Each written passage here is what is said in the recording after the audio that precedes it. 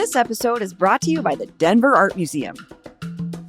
Kick off 2026 with an unforgettable night at the Denver Art Museum's first Untitled Artist Takeover event of the year, happening on Friday, January 30th from 6 to 10 p.m. Experience a vibrant night of art, performances, hands-on art making, a pop-up bar, and unique experiences led by local artists Tia Elisa Anthony and Ana Luna, and a whole host of contributing creatives. Untitled Artist Takeover is included in general admission and free for Denver Art Museum members. Reserve your tickets today at denverartmuseum.org. That's denverartmuseum.org.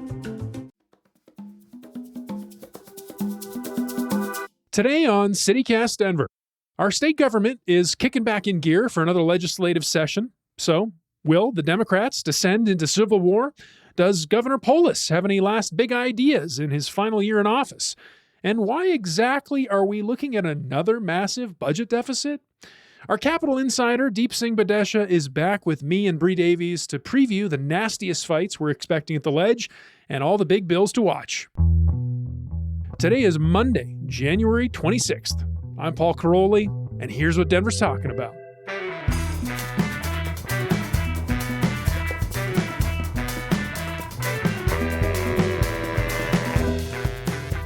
Hey everyone, welcome to the show. We got a great topic today and a great guest. You might remember him from Friday's show. Last week. We just had him on the most recent episode you all just heard. He's back, Deep Singh Badhesha. Hey, what's up? Hey, excited to be back. Of course, Bree Davies is here as well. Hey, Bree. Of course, I'm here. Hi.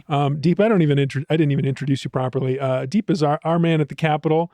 Full disclosure, he is the lobbyist for Denver Public Schools. That's what brings you to the Capitol every day. But I'm here in my own personal capacity. Right. But that's what we're going to talk about. Is the state legislature is back in session for 2026. It's another year of lawmaking. It looks like they're facing another big budget shortfall, almost $1 billion. So everyone says don't expect any pricey new projects. This is also Governor Polis's last session. So we're going to talk about him a little bit, what posture he's bringing to this, what he still wants to get done, and lots of big issues at stake. I mean, obviously there's a lot going on in the country, but here in Colorado, housing, transit, artificial intelligence remains a big topic that they're going to have to figure out. And Deep, take us inside. So let's start with the vibe check on the Capitol. So if you've been following the Capitol for the last 2 or 3 years, and you're looking at these headlines again, you're going to be like, wait, did I click on an article from 2025 or 2024? But you didn't. It's just Groundhog Day. It's like we're doing the same thing over and over again. In terms of policy? In terms of policy, in terms of the budget, in terms of AI, in terms of everything. So the headline is we have about another $850 million to $1 billion budget deficit that we need to cut and fix. That's the same as the last year and the year before that. We also have fights around AI. And then we also have fights where Democrats are in trifecta in terms of the government. They have the House, they have the Senate, and they have the governor's mansion. And they just don't know exactly what to do. And I was going around the Capitol, and the mood... First, really interesting thing at the Capitol is the basement now has fluorescent white lights. Oh, no. So they used to have these warm, nice lights, and they were like, we want you to feel like a hamster, so...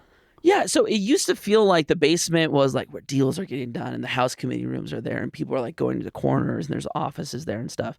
And it was like this warm lighting, but it felt a little dungeonish. And now it's bright fluorescent lights. So when you walk into the Capitol now, you're like, what is going on?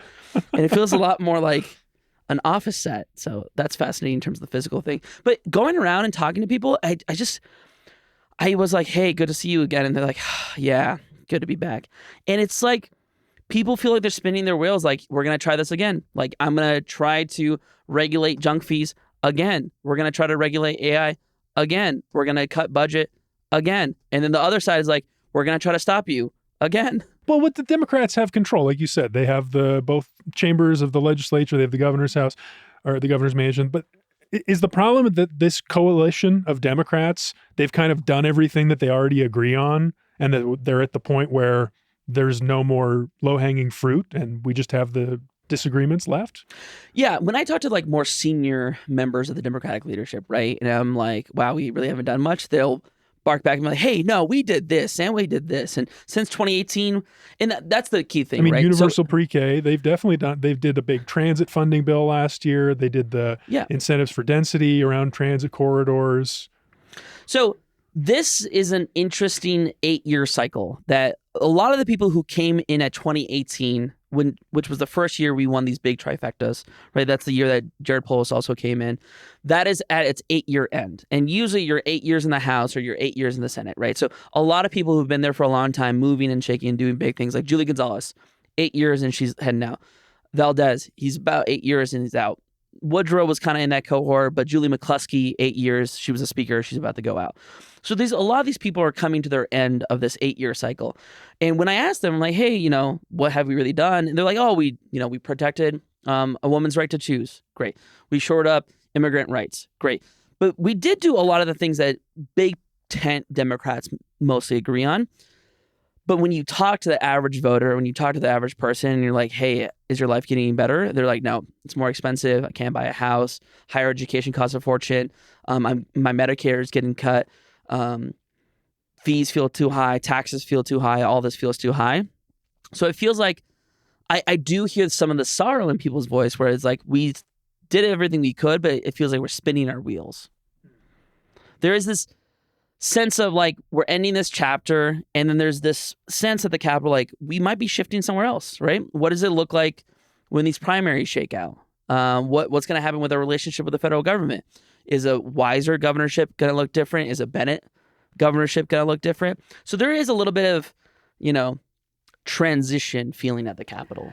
I just want to ask, like, from a strategy perspective, is this a good time to present new bills or because of the transition, or is it a bad time? Like, are people checked out because they're working on their next step?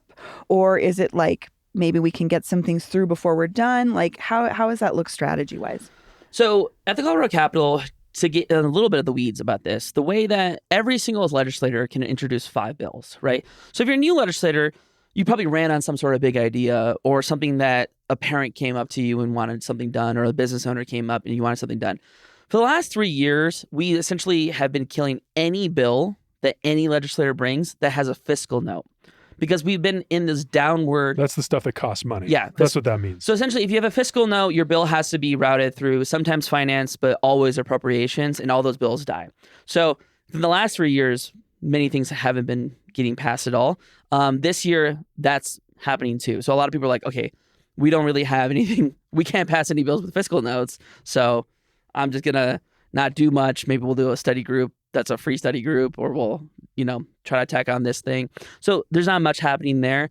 And there's going to be a lot of, I would say, political posturing bills in some ways, right? The Democrats, who I think are going to win majorities again, if not super majorities this November, they have their caucuses and primaries in March and June.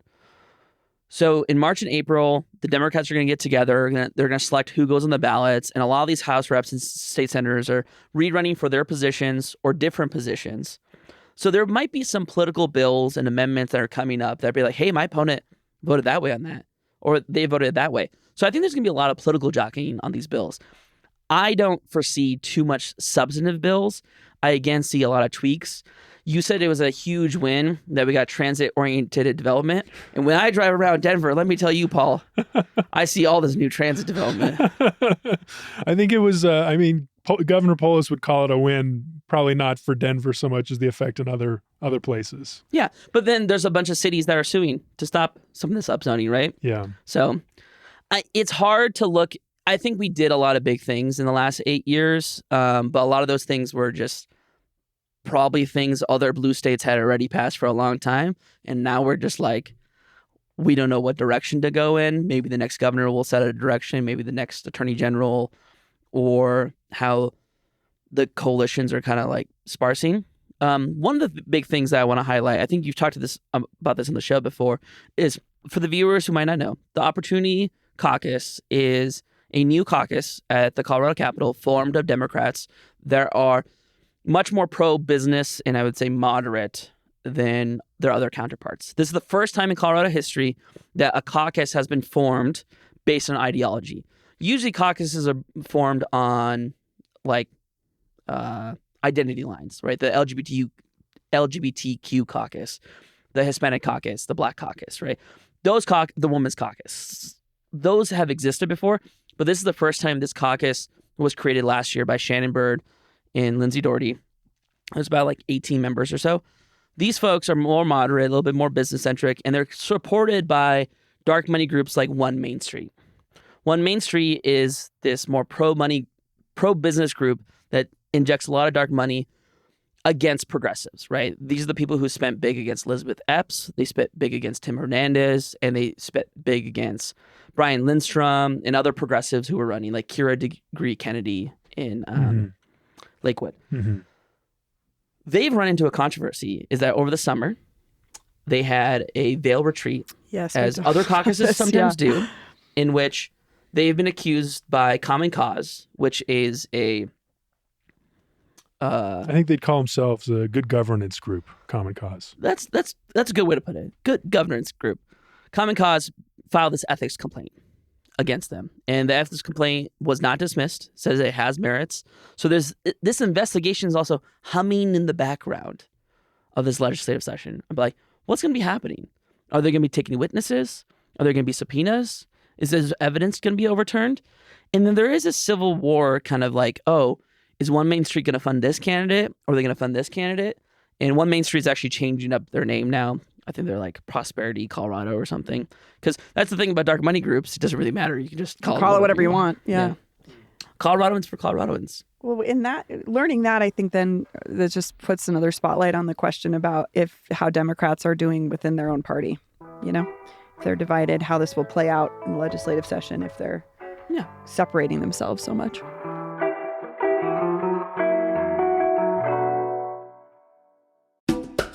Did you know CityCast Denver has a perks program?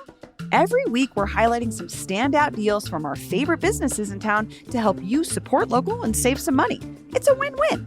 Here are some highlights from this week. Check out Meow Wolf's Adultiverse Space Rodeo on January 17th and experience the worlds of Meow Wolf Denver transformed into a 21 and up psychedelic party. Saddle up for an intergalactic adventure. Just use code GIDDYUP for $4.20 off an Adultiverse ticket. Offer available for redemption now through January 17th. Or what about Topo Designs? Just visit a Topo Designs retail store and mention this ad to receive 20% off your purchase. Some exclusions apply. Valid until February 1st. Looking for some fun? Check out Green Door and pre-order a curated cannabis box for your Denver trip. Includes edibles, snacks, and local accessories. Ready for pickup near your stay. No stress, no lines, just a better trip. Use code DenverPerk for $10 off any experience box. To see a full list of participating businesses, just visit denver.citycast.fm/perks. It's a great way to check out new restaurants, shops, and events in the Mile High City without breaking your budget. And I love that for you. Well, I know there was one issue that we were watching, which is the data centers. Mm-hmm. I was reading in CPR, our friend Sam Brash reported on dueling proposals that are coming from, it seems like, different sides of this divide. But there's pro-business Democrats are pushing an industry-backed bill that would give data center developers a 20-year exemption from paying state sales and use taxes if they make certain commitments to economic investment and jobs and make sure they have a strategy in place to conserve water and do other, environmental protections. So that's the pro-business centrist Democrat perspective, which is, let's lure this business. How do we make sure we get this business to Colorado? Whereas the progressives, of course, feel the opposite about data centers, are more worried. They have an alternate bill that would require data center developers to match their energy demand with clean electricity sources like wind and solar. And that's meant to ensure that these tech giants cover the full cost of their facilities. So it's more about accountability, and it's like maybe a little bit more hostile to the business and more concerned with the environmental impact. Bree, what do you think about the data center issue? How do you think that'll play out? I mean, I'm thinking about that conversation I had with Sam Brash. There's just a lot of unknowns, but there are a lot of knowns. Like people who live near these things say they are disruptive. I watched a whole Business Insider did like a mini doc about it that I watched last night about the impacts on water usage and the impacts of surrounding communities losing water pressure because these data centers take up so much of the water. And so this is one of those issues where I think community voice really will make a difference, because we're seeing that across the country when individual communities are fighting back against individual data center projects being proposed for their areas. So I think it'll be interesting to see how community and activism plays into this issue this year. And the data center bill is like a good highlight about against the pro-business Democrats versus more of the business skeptical, pro-labor. When has business ever done anything bad to any community? You know, big business, so good usually. Talk to the Globeville area Swansea community who got a data center, and many folks near it thought it was going to be a senior housing complex. They were not even aware. If the data center people want to win the hearts and minds of Denverites, they should buy the Purina Puppy Chow factory and turn it into a data center. Wow. Think about it. That's an interesting proposal. That replace your environmental pollution with a different kind of environmental pollution. What do you guys think? I think most Denverites were like, sure. I do think that's an upgrade. I just, that community, my God, give them a break for the love of God. I just feel like AI is such a massive, opaque topic. So we just say AI, what are we talking about? Good point. And what is the bill? So I guess my question would be, I would just love some clarification on what the legislature is trying to do or not do currently with the AI conversation. So Colorado passed a first-in-the-nation AI regulation bill that was designed to protect consumers. And they sort of put it into CADA, essentially, which is about protecting against discrimination. There are three categories of people you need to think about when it comes to AI. There's the AI developers. There's the AI deployers, people who deploy AI in their business. And then there's the AI consumers, right? The people who, or employees, essentially, let's say it this way. The AI bill that was passed a couple years ago regulated deployers and said, hey, if an AI is discriminatory or if XYZ things happening, you're on the hook for this. A lot of deployers sometimes are local governments or school districts or small businesses or businesses in general. And there's a conversation like, oh, should there be no liability for deployers? Should it all go to developers of the AI? And then the developers are like, well, maybe the deployer is saying, I don't want to hire any African Americans, filter them out of the resume. Why should I be on the hook if they use my AI incorrectly, right? Mm-hmm. So there's a conversation of what should the shared liability be between deployers and developers. And there's another group that says, hey, we shouldn't have any regulations. This stuff is already kind of covered by other laws. So let's just do a laissez-faire system and let's go with it. That's a very oversimplification, but it's a ticking time bomb because remember, we had a special session on artificial intelligence. And that kicked the can down the road to this session. Yeah, because the law was supposed to be going into effect, like basically now. Yeah, February 1st. Yeah. And the governor was like, we need changes. That was the special session. They didn't get to any changes. The other twist is Trump is saying that he doesn't want it to be a state-by-state approach at all to regulations. And he would roll back Colorado's effort to regulate it at all. He loves AI. So that's just like the looming threat over the whole conversation. And this is the most fascinating thing is, so there's this guy named David Sachs, who is like the tech czar, AI czar. PayPal Mafia. PayPal Mafia, billionaire guy who is in charge of that for the Trump administration. They want an AI moratorium of all the states saying an AI is can only be regulated by the federal government. They tried to put a 10-year regulation pause for all states through the One Beautiful Bill Act. And they said, hey, in the next 10 years, though, we'll come up with a framework and we'll do it. But these AI billionaires, they kind of just want to do whatever they want. And it was in the one big, beautiful bill that passed. But they couldn't get, they didn't have enough Republicans. They had like 49 Republicans. They needed a 50th Republican. And the Republican that broke with them was Marsha Blackburn of Tennessee, because the Nashville musicians got together and lobbied hard. The country music stars got together and lobbied their senator and said, this is bad for country music. And they literally played for her country music that was being written by AI. And they're like, this will destroy Nashville. This will destroy Tennessee. And she bucked the president on this. And that's why we didn't. So instead, the president just did an executive order. So this is an interesting conversation that's also happened in the Colorado legislature where like, hey, if we pass a bill, Trump's going to say we're violating his executive order anyways. And we already have the ire of him. So maybe we should just trade Tina Peters for $850 million, and that will help the Federal budget, funding. the federal funding. Just like, here you go. It's- Well, you're kind of alluding that the Tina Peters thing gets us to Polis, I think, because Polis has typically been open to working with Trump, but and Tina Peters is one of those examples. This is the disgraced elections official who was convicted for tampering with elections equipment. She's now serving a 9-year prison sentence. Trump has been pressing on Colorado to try to get her released, and Jared Polis, governor, says he's now considering it. He thinks the 9-year sentence was a little harsh. So yeah, Polis, that's like one of many things that he's gotten in hot water with his own party about lately. He vetoed a few big bills, came in a last session. Where do you see him in this session? What do you think his priorities are, Deep? Me and another lobbyist were betting how many vetoes he has, and we came up with the over-underline of 25. Wow. So we think it's going to be a veto palooza on the way out. And the thing about Jared Polis that's fascinating is he truly seems like he makes his own decisions, and other people will come and advise him, but he's not being pressured. If someone's like, you have to vote yes this way, if you can convince him that's a good idea, he'll do it. But if not, he won't do it. And that's within the last 8 years, right? Jared Polis has just been kind of doing that. He has a couple big projects left that he wants to do, which is one is the Home Act, Mm-hmm. what they're calling that, which is Yigby without God. So Yigby, of course, the Yes in God's Backyard bill from last year that failed.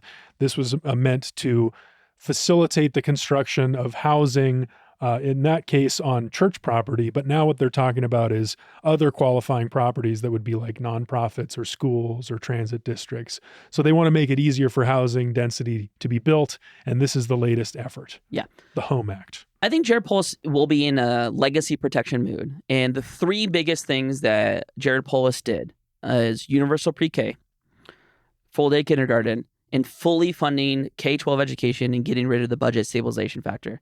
For the listeners who might not know what the budget stabilization factor is, essentially Colorado was not fully funding K-12 under what the Constitution and the statutes required for over a decade. And we finally were fully funding education under the Polis administration. He's had to deal with, again, a $150 million cut, $850 million cut, and another one this year. He is really in the mood like, hey, I need to do these cuts again, but I really want to protect these three buckets. And I think the governor's team is really thinking about how do we protect these things? How do we make sure this is going to be the legacy? And a lot of those big cuts are going to end up coming out of Medicare, Medicaid, disability support, a lot of those areas. So you think that's why he's focusing so much time on housing and density is because he doesn't want to even talk about the other stuff? I think the budget's actually the bigger story that's happening here, but it's a little wonky. It's a little weird. I mean, $850 million of cuts to Medicare feels a lot bigger than now school districts could build housing if their communities ever agree. I do think that feels marginal. The density thing, I think he kind of got the big piece he was going to get. And these things that they're talking about now, like the other one is lot splitting, like allowing people to split their lot and then sell it so someone else could come build a house on that small piece. Like, I wouldn't be surprised if that passed. I also would be surprised if a lot of people actually I was just going to say if that. it got utilized, really. Yeah. Because that's been the question. I do just want to say one thing about the Polis thing with Tina Peters is if I was a family member of someone who was incarcerated, I would be really looking at that and be like, so you're going to weigh in on that? Yeah. That point. sentence? What about the rest of the folks that are maybe in for smaller crimes or things that their sentences feel, quote, unfair? He did. And I remember on New Year's, normally that's when he commutes a bunch of sentences. Right. It's like a clemency thing for the New Year. He didn't do that at all this year. Ugh, it's an interesting. You get clemency palooza, pardon palooza. We're just like, let's go.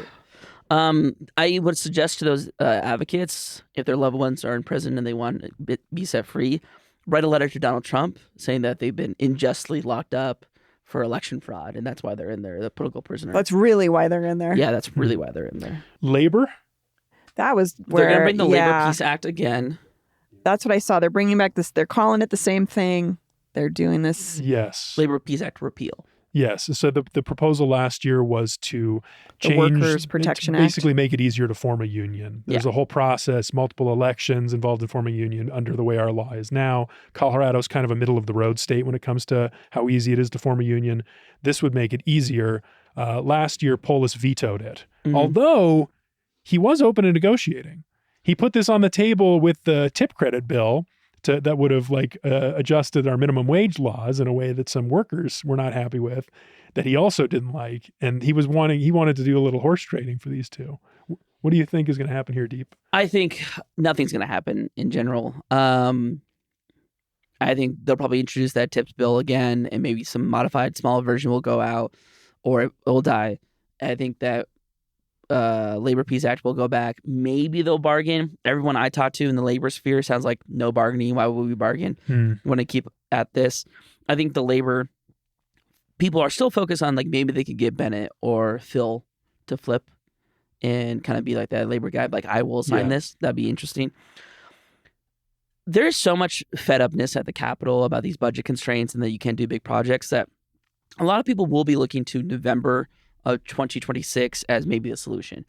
So the Bell Policy Center has introduced a progressive income tax that they're going to go gather signatures for. They're still working through the title board. And then CEA, the teachers union, and other allies are trying to introduce maybe a Tabor reform or Tabor refunds, or the Tabor cap will be increased so more money can go to K-12 education. So I think people are going to be looking at listen, Jared Polis's era is done. This other era is done. We're going to go to a new era. Let's give ourselves some new tools going into that era. So there will be conversations about what to refer to the ballot. What can we get away with? We might see school meals on the ballot again, which is, I don't know how we keep messing up the accounting here. I know. I was like, that just feels like a really hard battle. At a certain point, people will We're going to be lose like, faith. you know Well, what? Colorado voters What are are we going to be doing? like, do we just need to vote on school meals every year? Is this a yes, school meals this year? No, yes, this we feed the children. No, we don't. At a certain point, they should just put the menu options on there. The kids shall eat burgers this year. They shall have would like to know, salad. because I did a tour recently of a school that the school had the fourth graders do the tour. And one of the parents was like, so what do you guys think of school lunch? They're both like, we don't need it. We bring our own lunch. And I was like, what's on the menu? I was looking forward to not having to make a lunch for my child. There was a quote in the Colorado Sun from Polis on the Worker Protection Act. There's nothing different, so I'm not quite sure why they're doing it again. Yeah. So I think it's what Deep said. I think it's a political issue. It's for campaign purposes. it's for using as a platform to talk. Yeah, and a lot of these people are running for re-election, right? And the unions and labor are very involved, very organized. So it's good. Get these people on the record. Get them to vote a certain way on this. That's right? interesting to watch for, though. Like you're saying, once we cross the threshold and get a new governor, what does this conversation about labor look like once Polis is out of the picture? Because he's such a pro-business guy. And you have this fascinating thing again where it's Jesse Danielson, state senator, she's running for Secretary of State. Jeff Bridges and Brianna Titone from the House and the Senate, they're running for treasurer. There's attorney generals, they're not in there, but the Attorney General Phil Weiser is running for governor. So, and then other people are just jockeying around for the movement that will be happening. We're again in a legislative session where about 30% of all of them have been selected by a vacancy committee. So they were not voted in, is what you're saying. They were selected by the people. Yes. Okay. We've been talking a lot about what the Democrats want, what they're excited about. But I think something I thought was interesting. I saw that Barb Kirkmeyer, one of the leading Republicans, perhaps the leading Republican candidate for governor right now, was on Mandy Connell's show on KOA, so conservative talk radio. And Mandy asked Barb, what are these Democrats cooking up? What should we be mad about, basically? So this unearthed a whole different slate of ideas. We haven't discussed these at all. What the Republicans are most upset about. Number one, quote, the war on parents 2.0, according to Barb Kirkmeyer and Mandy Connell. There is a bill that says, in determining parenting time and the allocation of decision-making responsibility, the bill requires the court to consider whether the parties recognize the child's identity as it relates to a protected class. Why do the Republicans keep falling for this same thing over and over again? The trans rights, it's just such a small population, and there's so much emphasis on it without actually having any interaction or understanding of the trans community that it just keeps. I honestly thought they would given up by now, but clearly they have not. On this particular topic, I think it is certainly weird that they don't think that children are autonomous people that should be able to have some sort of say in their experience in the world. So this war on parents thing, I'm a parent, does not, I don't know, it doesn't resonate with me. I wouldn't expect it to. What yeah. they said was they talked about free speech and parents and custody battles. And we know that they already sensed blood in the water after they were successful last year pushing back on the Kelly Loving Act. The supporters ended up amending what sounded to me like a very similar behind the scenes provision yeah. from that bill out of it for fear of free speech infringement of these parents. Yeah. So that's what I asked one of sphere of legislate. It was sphere of legal. Yeah, the federal judiciary is very conservative, and the Supreme Court is. Yeah. So if you have a First Amendment challenge to something, the whole law can be strike down. Yeah, so that's why they did that. So that's what I was thinking when I asked one of the sponsors, Meg Froelich, why she was bringing this. Is this just the holdover from the Kelly Loving Act again? And she said it's not what she was thinking, although she recognizes it's attracting that opposition. She says this comes from a foster bill or a foster youth bill she ran a few years ago. And she said, if we've legislated that foster kids deserve homes affirming their religion, identity, etc., why does the fact that you're biologically related mean you don't have those rights? In my family court work, we also ask, why does your safety not matter because you're biologically related to your abuser? I thought this was a really compelling comment and a reframing sort of to draw. Yeah, because I just think about, my age group and folks my age coming out in the 90s and what that often did to their family situation was like, I have several friends that were rendered homeless at 15 because their parents did not, quote, approve of their identity or lifestyle. So it is interesting to look at it beyond, if we can pull back a little bit and look at this beyond just highly focusing on trans kids. That's fascinating, though, where I didn't listen to that Bob Kirkmeyer interview, but I did walk around talking to the Democratic staff and the Republican staffers, because they are the people who kind of churn out the talking points. And it was hilarious as I walked over the Democratic staffers. I'm like, hey, so like, what's the word? Like, what are you trying to do? They're like, affordability. I'm like, okay. Walked over to the Republicans, like, what are you trying to do? They're like, affordability. I'm like, great.